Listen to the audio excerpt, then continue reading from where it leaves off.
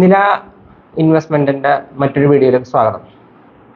ഇന്ന് ഞങ്ങൾ ഈ വീഡിയോ ചെയ്യുന്നത് മ്യൂച്വൽ ഫണ്ടിന്റെ റിട്ടേൺ എങ്ങനെയാണ് ജനറേറ്റ് ചെയ്യുന്നത്, അത് മനസ്സിലാക്കിയിരിക്കേണ്ടതിന്റെ ഇമ്പോർട്ടൻസ് പറഞ്ഞ് മനസ്സിലാക്കി തരാൻ വേണ്ടിയിട്ടാണ്.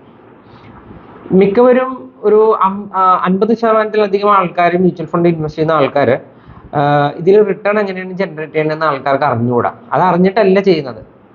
ഒന്നല്ലെങ്കിൽ പാസ്റ്റ് പെർഫോമൻസ് നോക്കിയിട്ട് last 1 year 2 year 3 year performance എവിടെയെങ്കിലും വെബ്സൈറ്റിലോ അല്ലെങ്കിൽ ബുക്കുകളിലോ നോക്കിയിട്ടോ, അല്ലെങ്കിൽ ആരെങ്കിലും റെക്കമെൻഡ് ചെയ്യുമ്പോൾ ഈ ഫണ്ട് നല്ലതാണെന്ന് റെക്കമെൻഡ് ചെയ്യുമ്പോൾ ചുമ്മാ അങ്ങ് ഇൻവെസ്റ്റ് ചെയ്യുന്നതാണ്.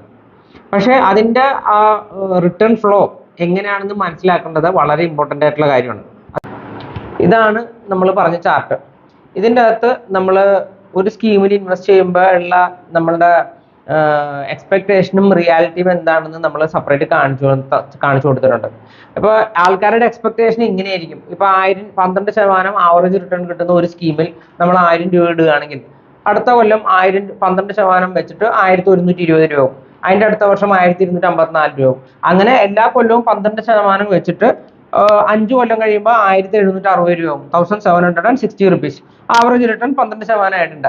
ഇങ്ങനെയുള്ള ഒരു സ്മൂത്ത് ജേണി ആയിരിക്കും, ഫിക്സഡ് ഡെപ്പോസിറ്റ് പോലുള്ള ജേണി ആയിരിക്കും മ്യൂച്വൽ ഫണ്ടിൽ ഇൻവെസ്റ്റ് ചെയ്യുമ്പോൾ എന്നുള്ളതാണ് ആൾക്കാരുടെ ധാരണ. ശരിക്കും പറഞ്ഞാൽ അങ്ങനെ ആയിരിക്കില്ല. എസ്പെഷ്യലി ഇക്വിറ്റിയിൽ ഇൻവെസ്റ്റ് ചെയ്യുന്ന മ്യൂച്വൽ ഫണ്ട് 12% ഒക്കെ കിട്ടണമെങ്കിൽ ഇക്വിറ്റി ബേസ്ഡ് മ്യൂച്വൽ ഫണ്ടിലാണെങ്കിൽ അത് കിട്ടത്തുള്ളൂ. ഇക്വിറ്റിയുടെ എക്സ്പോഷർ ഉണ്ടാവണം.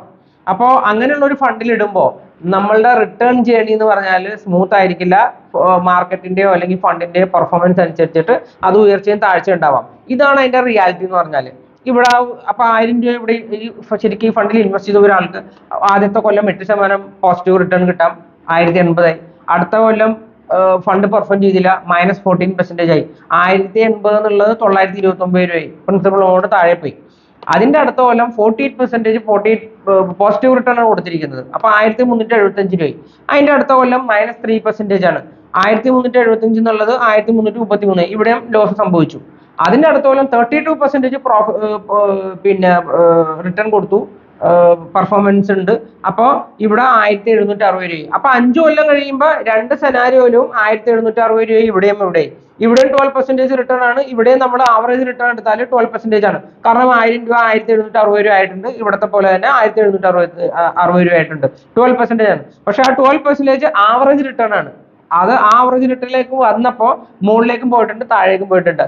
ഇത് അറിഞ്ഞിരിക്കേണ്ടത് വളരെ ഇമ്പോർട്ടൻ്റ് ആയിട്ടുള്ള കാര്യമാണ്. കാരണം എന്താന്ന് വെച്ച് കഴിഞ്ഞാൽ 2 റീസൺ ഞാൻ നേരത്തെ പറഞ്ഞ പോലെ. ഒന്നാമത്തത് 1000 രൂപ ഇൻവെസ്റ്റ് ചെയ്ത ആൾ ഇത് അറിയാതെയാണ് ഇൻവെസ്റ്റ് ചെയ്തതെങ്കിൽ 1000 രൂപ ഇൻവെസ്റ്റ് ചെയ്തത് 2 കൊല്ലം കഴിയുമ്പോഴത്തേക്കും 929 രൂപ. അപ്പൊ ഇട്ട എമൗണ്ടിനെക്കാട്ടി കുറഞ്ഞു പോയി. ഇനിയും താഴത്തേക്ക് പോകുമോ എന്നുള്ള പേടി കൊണ്ടോ അല്ലെങ്കിൽ നെഗറ്റീവ് പോകുമെന്ന് അറിഞ്ഞില്ല എന്നുള്ളത് കൊണ്ടോ ഇതിൽ ഇൻവെസ്റ്റ് ചെയ്തിരിക്കുന്ന ഒരാൾ ആ പൈസ എടുത്തിട്ട് വേറെ എവിടെയെങ്കിലും കൊണ്ട് ഇൻവെസ്റ്റ് ചെയ്യാം. അപ്പൊ 1000 രൂപയായിട്ട് വന്നിട്ടുള്ള ആൾ 929 രൂപയുടെ പോകുന്നത് 2 കൊല്ലത്തിന് ശേഷം. അങ്ങനെ ഒരു ലോസ് സംഭവിക്കാം. ഇത് അറിഞ്ഞിരുന്നുവെങ്കിൽ, അറിയാമായിരുന്നുവെങ്കിൽ നമുക്കത് സംഭവിക്കില്ലായിരുന്നു. രണ്ടാമതൊരു കാര്യം, ഇപ്പോ ഈ സമയത്താണ് രണ്ടാമത്തെ കൊല്ലം 929 രൂപ ഉള്ള സമയത്ത് ഇതിന്റെ നെറ്റ് അസറ്റ് വാല്യൂ അല്ലെങ്കിൽ ഇതിന്റെ വാല്യൂ വളരെ കുറവാണ്. അപ്പൊ ഈ സ്കീമിൽ എൻ്റർ ചെയ്യാനായിട്ട് വളരെ അട്രാക്റ്റീവ് ആയിട്ടുള്ള ടൈമാണ്. അപ്പൊ ആ സമയത്ത് ഇൻവെസ്റ്റ് ചെയ്ത ഒരാൾക്ക് അടുത്ത ഒരു കൊല്ലം 48% റിട്ടേൺ കിട്ടിയിട്ടുണ്ട്. ഒറ്റ കൊല്ലം കൊണ്ട് 929 രൂപ 1375 രൂപ. അപ്പൊ അങ്ങനെ എക്സ്പീരിയൻസ് ഉള്ള ഒരു കസ്റ്റമർ പറയും ഈ സ്കീമാണ് ഏറ്റവും ബെസ്റ്റ് സ്കീം എന്ന് പറയും. അപ്പോൾ ഒരു സ്കീമിൽ ഇൻവെസ്റ്റ് ചെയ്തിരിക്കുന്ന 2 ക്ലയന്റിന് 2 ഡിഫറെന്റ് ഒപ്പീനിയൻ ആയിരിക്കും അവർ എൻ്റർ ചെയ്ത സമയം അനുസരിച്ചിട്ട്.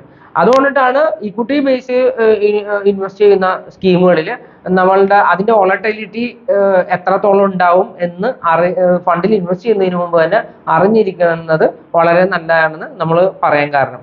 അപ്പൊ ഈ വീഡിയോ നിങ്ങൾക്ക് അതിന് ഹെൽപ്ഫുൾ ആയെന്ന് വിചാരിക്കണം. ഫർദർ ആയിട്ടുള്ള എന്തെങ്കിലും ഡൗട്ട് ഉണ്ടെങ്കിൽ താഴെ കൊടുത്തിരിക്കുന്ന നമ്പറിൽ കോൺടാക്ട് ചെയ്യുന്നതാണ്.